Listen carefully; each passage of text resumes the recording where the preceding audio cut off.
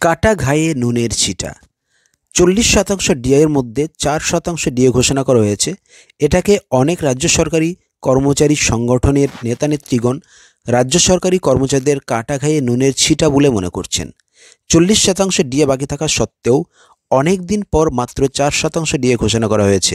এতে রাজ্য সরকারি কর্মচারীরা একেবারেই যে খুশি নন সেটা তাদের মন্তব্য থেকেই স্পষ্ট।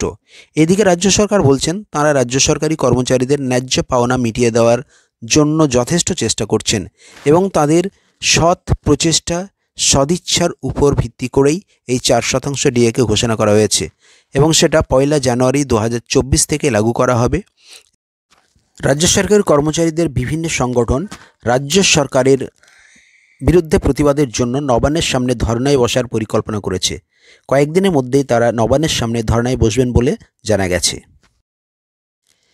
এই ধরনের আরও আপডেট পেতে চ্যানেলটি সাবস্ক্রাইব করে আমাদের পাশে থাকুন। ধন্যবাদ।